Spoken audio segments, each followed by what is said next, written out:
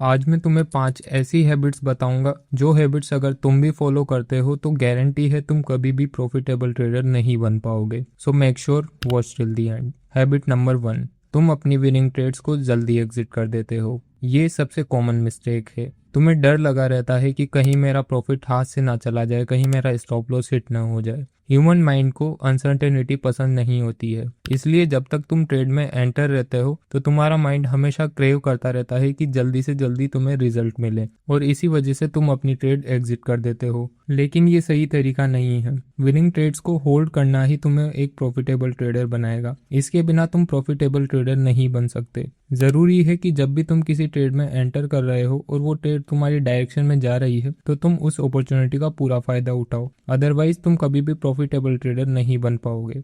Habit number 2, तुम्हारे लिए accuracy ज़्यादा मैटर करती है। तुम हमेशा ऐसी स्ट्रेटेजी ढूंढते रहते हो जिसकी एक्यूरेसी 100% है। तुम्हें लगता है अगर एक्यूरेसी ज़्यादा होगी तो तुम्हारी प्रॉफिटेबिलिटी भी ज़्यादा होगी, तुम ज़्यादा प्रॉफिट कमाओगे। ह्यूमन माइंड को जीतना अच्छा लगता है, लेकिन ट्रेडिंग ऐसी नहीं होती है। ट्रेडिंग में तुम कितनी बार जीते हो इससे ज़्यादा इम्पोर्टेंट है कि जब तुम जीते तो तुमने कितना पैसा बनाया। इसलिए ट्रेडिंग एक्यूरेसी का गेम नहीं है, बल्कि रिस्क टू रिवॉर्ड रेशियो का गेम है। रिस्क टू रिवॉर्ड रेशियो ज़्यादा इंपॉर्टेंट है एक्यूरेसी से, इसीलिए तुम्हें एक्यूरेसी से ज़्यादा रिस्क टू रिवॉर्ड रेशियो पर फोकस करना चाहिए। जितना ज़्यादा तुम अपने रिस्क टू रिवॉर्ड रेशियो को बढ़ाओगे, तुम्हारी प्रॉफिटेबल होने के चांसेस भी उतने ही ज़्यादा होंगे।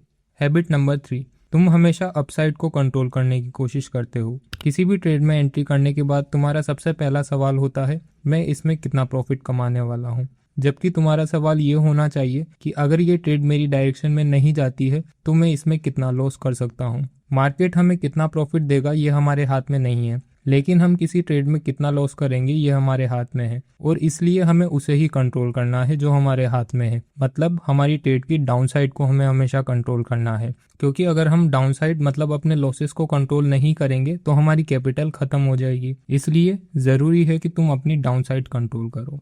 हैबिट नंबर 4, तुम बस ये सोचते हो कि इस एक ट्रेड में मैं प्रॉफिटेबल हो जाऊं, और तुम इसी प्रोसेस में मार्केट से फाइट करते रहते हो। जबकि तुम्हारा गोल ये होना चाहिए कि मैं मंथ एंड में या ईयर एंड में प्रॉफिटेबल क्लोज करूं, क्योंकि वो ज़्यादा इंपॉर्टेंट है। अगर तुम किसी ट्रेड में काफ़ी अच्छा प्रॉफिट कमा भी लेते हो, मार्केट से फाइट करके तुम प्रॉफिट निकाल भी लेते हो, तब तुम उसे नेक्स्ट कुछ ट्रेड में अपने आप गवा दोगे, क्योंकि तुम्हारा माइंडसेट एक प्रॉफिटेबल ट्रेडर वाला है ही नहीं। बट अगर तुम ये गोल लेकर चलते हो मुझे मंथ एंड में या ईयर एंड में प्रॉफिटेबल रहना है, तो तुम अपने प्रॉफिट्स को बचाकर चलोगे, तुम अपने लॉसेस को कंट्रोल करोगे, और इस वजह से तुम्हारे प्रॉफिटेबल होने के चांसेस बढ़ जाएंगे। दैट्स वाई किसी एक ट्रेड में प्रॉफिटेबल होने से ज़्यादा इंपॉर्टेंट है मंथ एंड या ईयर एंड में प्रॉफिट के साथ क्लोज करना।